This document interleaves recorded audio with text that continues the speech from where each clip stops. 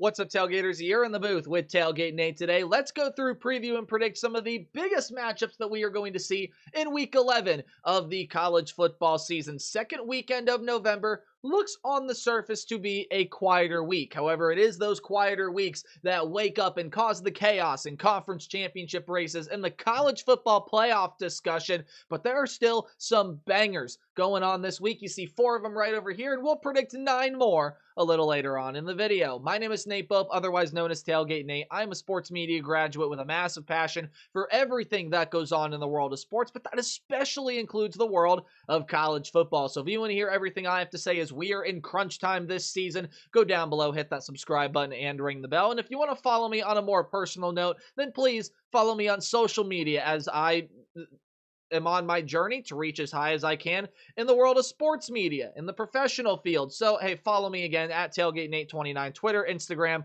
wherever else you peruse the socials. Wasting no more time, let's predict some of these games, and let's start with Memphis and Tulane. This is a pretty big one in the American Athletic Conference. It very well, some flew into my eye, it very well could be an elimination game for making the conference championship. And if not for that loss to UAB, Memphis probably is ranked by the College Football Playoff Committee, and they are absolutely the front runners in the group of 5. There is a ton still to work out here in the American, and this game is going to go a long way in deciding that. Again, it's a conference most people, myself included, feel like we're going to get your group of 5 champion front, right? You just saw what South Florida did yesterday, absolutely dominating in their game. We know that they are still in that race at 7-2, 4-1 in conference, but this game right here, man, going to play massive dividends moving forward. Now let's talk about Memphis. Brendan Lewis, the quarterback there. Over the past, I'll say probably the past 3 weeks to a month, it's been a little up and down with his health, his injury status, and just his overall uncertainty for his availability. Well, that's going to rear its ugly head again here in this game, as it seems like he's questionable, although there has been no official sort of proclamation as to what he is or where he's sitting, so on and so forth. It seems like he's questionable, and even if he does play, he probably is not going to be 100% healthy. But the last time that he was a little banged up and maybe wasn't all his best, Memphis had a good come-from-behind win against South Florida and the Bulls. So this is a Memphis team that I think in a very similar situation to when that game took place. And I picked South Florida then because, again, I thought South Florida was healthier. They got the better team playing better football. And while the Bulls may still be your G5 champ at the end of the day, Memphis is the front runner right now. And I think they're going to hold serve for the time being. I don't think Tulane is as good of a team as what South Florida has got. And having it at home, again, is just going to be very beneficial for the Memphis Tigers. So I do have, even with the uncertainty of the quarterback Brendan Lewis, the Tigers beating the Green Wave. 35-27 is the score that I went with. That's Memphis easily covering the spread, which right now currently sits around 3.5. But we're going to talk quite a bit about this one. This is the biggest game of the week. It's a top 10 matchup. College Game Day is going to be there. Patrick Mahomes, I believe, is going to be there at that game. He is the celebrity guest picker. It would shock me if he is not at that game as well. This is a massive one, and there's still a shot that both of these teams can get into the college football playoff, but in the chaos of the Big 12, boy, you can't overstate how important this one is right here. Texas Tech has already been tested a little bit, although neither of these teams have really been tested to the extent that they are going to here. A noon game on ABC.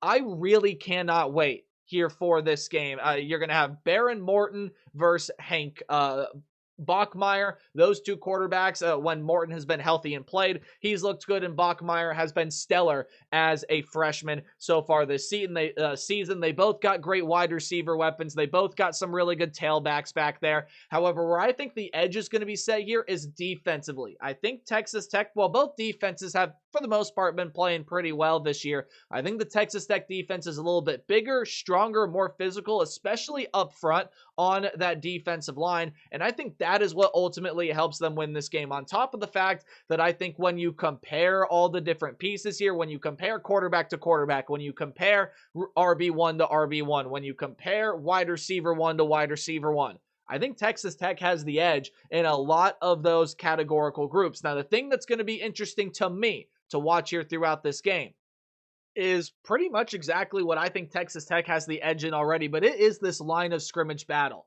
I think both teams are going to want to set the pace running the football, but when it comes to throwing the football and when it becomes just being able to press the issue downfield and force the issue on the opposing defense, I think Texas Tech has got the better unit to do that. I really, really like their skill position players in that running back room. Cameron Dickey's been really good for him this year. Their wide receiver 1, Caleb Douglas, I also really, really like. And again, I talked about their playmakers defensively here as well, right? David Bailey's got 11.5 sacks. He's been working his absolute tail off this year. He's been a dynamite player for him. Folks, that 11.5 sacks is only in 26 tackles. So when he makes a tackle, he gets home, and he's just such a fun player to watch. Pair him in the linebacker room with Jacob Rodriguez, who's been one of the more impressive linebackers in the country this year. I just really like Texas Tech from a talent perspective. They also get this game at home. The King, Patrick Mahomes, is in the building. He is the king of Lubbock. I think that you're going to see this Red Raider team prevail here and really start to push themselves put themselves in a really good spot to clinch a spot in a Big 12 championship game.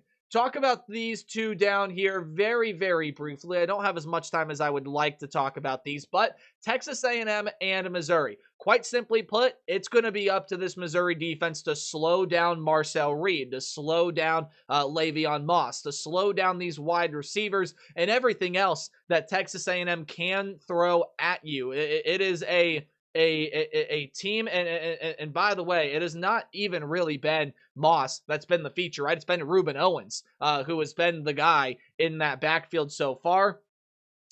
Even if when you do look at Texas A&M, you're kind of looking at, okay, this is the team that is split up carries. But yes, Moss has been great. Marcel Reed on the ground has also been phenomenal, as well as through the air. 17 touchdowns to only 6 picks. Missouri's got to try to force the issue somehow. That secondary has got to be engaged. And while at many points throughout this year there have been points and lapses where it does allow those big-time plays. And what is this team going to look like and operate like against a top team in the SEC without their starting quarterback, Beau Pribula, who I think to many well above exceeded expectations for him this year. And obviously, who knows if he is going to play again this season. The line is at 6.5. I like Texas A&M by 7.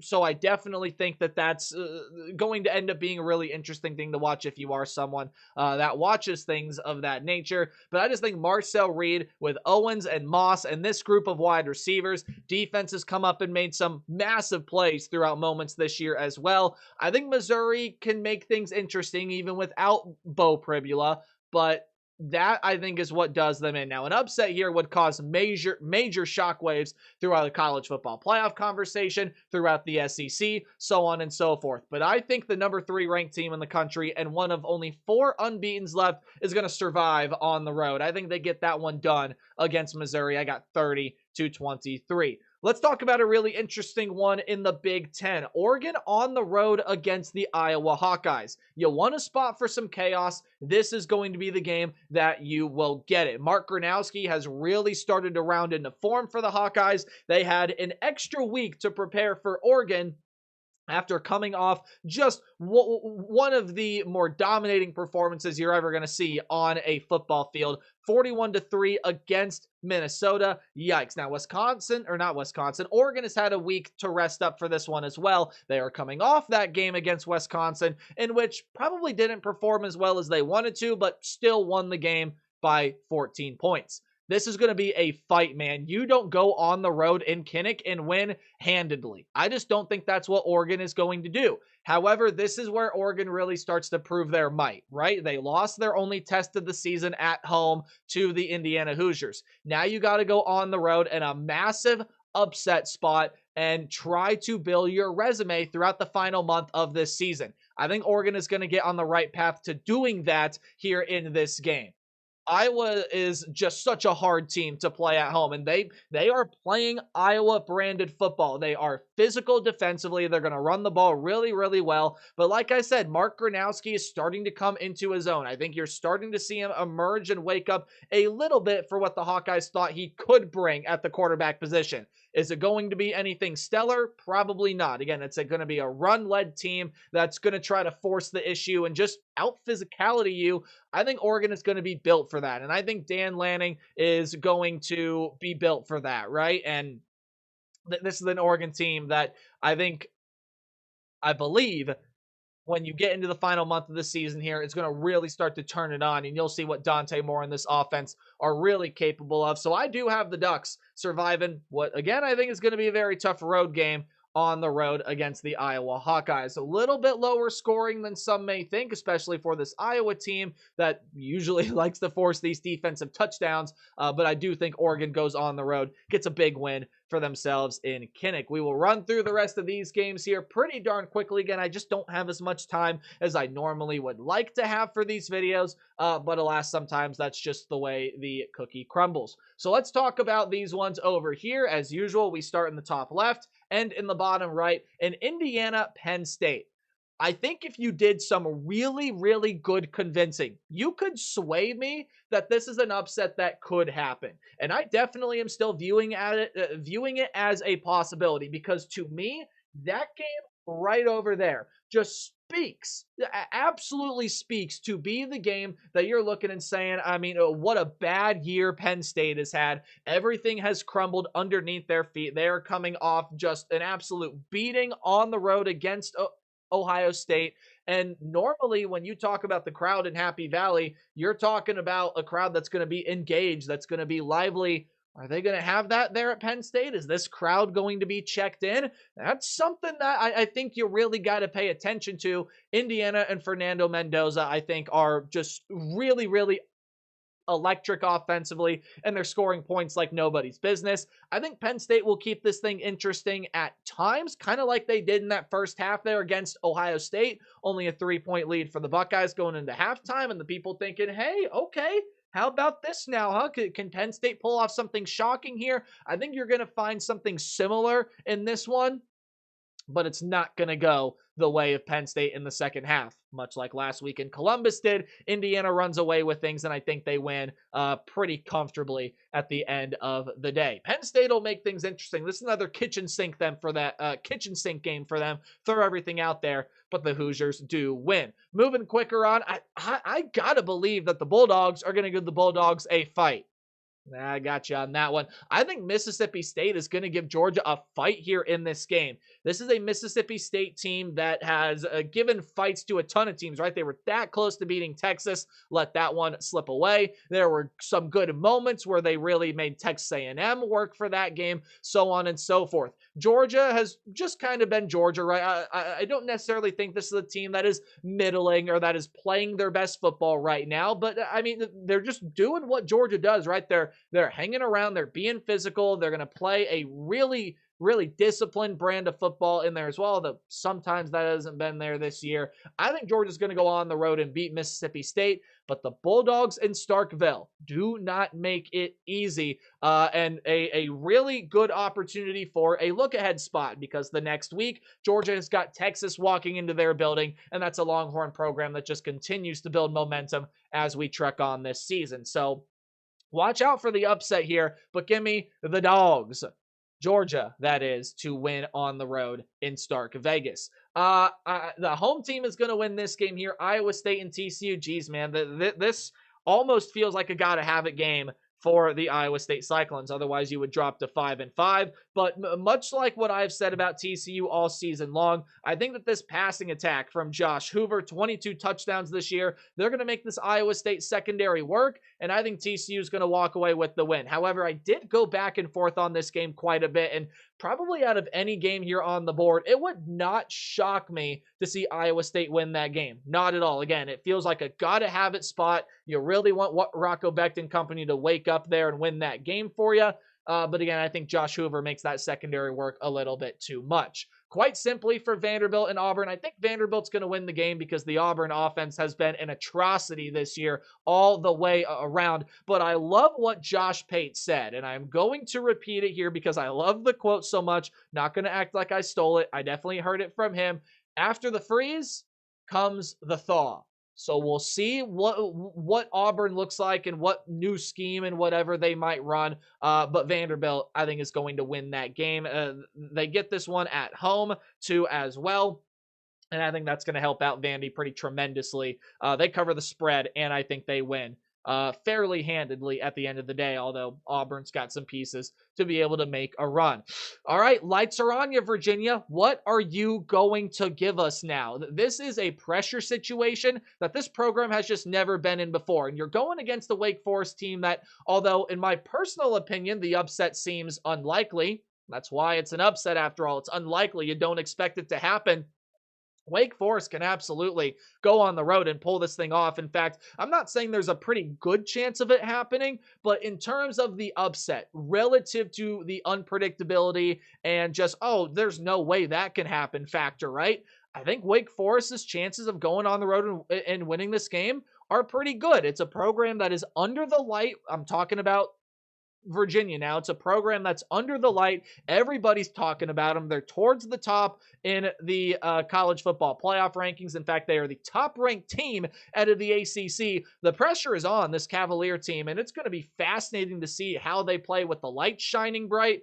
But I am going to give this one to Virginia, 24-20. I think the Cavaliers are going to have a little bit more left in them. Regardless, though, Wake Forest makes it competitive in a season that has already exceeded expectations in year one under Jake Dickert. Quite simply put, Louisville's going to stay in contention here for the ACC championship race. I thought this one was really interesting to me because Cal's got some good pieces. And yeah, you can go back and forth a little bit and look at Clemson and Florida State as well. I personally think the Tigers are going to walk away with the win in that one at home. But I went with this one for the record because I think it's the more interesting / more meaningful game. And Cal, much like Wake Forest, is not a team that is going to go away. It's not going to stand pat with its tail tucked between its legs. So I think Cal will fight, but Louisville walks away there with the win. All right, let's talk about LSU and Alabama. You remember what happened last year, and just Kalen DeBoer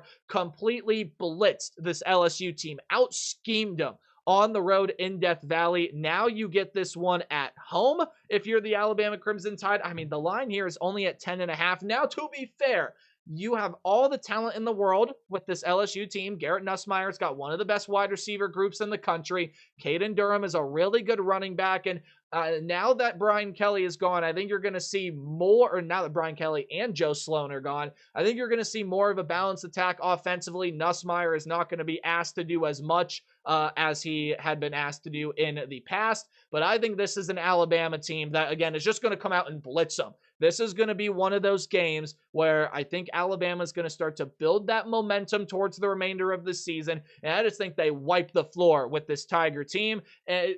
I could be dead wrong here. And if I'm going to be dead wrong about any game I've predicted so far, it's probably going to be that one. And I'll be wrong in this way. LSU makes it a close competitive game, and maybe even they win the dang thing outright. While I don't think that happens, I could see this being a close, comfortable game. I just personally believe that this is going to be one of those Bama games that we're used to seeing under Nick Saban. Nick Saban's not there anymore. It doesn't matter. Kalen DeBoer did it last year against this very program. I'm predicting it to happen to again this year.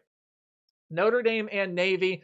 This one I don't think going to be as easy for Notre Dame as last year, but you still see the score margin. I think it's going to be a pretty comfortable win there for the Irish. Just too much talent, too much physicality, and I do believe that Notre Dame going to be able to get this one done. But Blake Horvath and Navy cover the spread. And then, while I still fully believe that the Group of Five champ is going to come and hail from the American Athletic Conference. Sorry, they're not the American Athletic anymore. I got to get used to that. They are just the American. I think that team over there on the left-hand side of this matchup, the road team here, San Diego State, they can push the issue they can make things really interesting if there's chaos to be had in the American. And you got a really tough one going on the road against the best kicker in college football, as well as just a really tough and well built Hawaii team. And Micah Alejado has been playing some pretty solid football this year, so on and so forth. And this is not a San Diego State team that relies heavily on the passing attack. Its secondary is going to have to step up in this game, but I think the physicality on the lines and just the way that their running back, Lucky Sutton, has been running the football this year, I do like this Aztec team a whole lot. Thought about putting them in my Power 30 this week. They may very well get there with a road win against this Hawaii Rainbow Warrior team that has played some good football this season. I'll go with the Aztecs there in that matchup. Hey, look at that. Just right on time for when I got to get out of here. Thank you so much. Remember to play hard, but tailgate harder, and I'll see all you guys in the next video. Enjoy your college football weekend. Goodbye.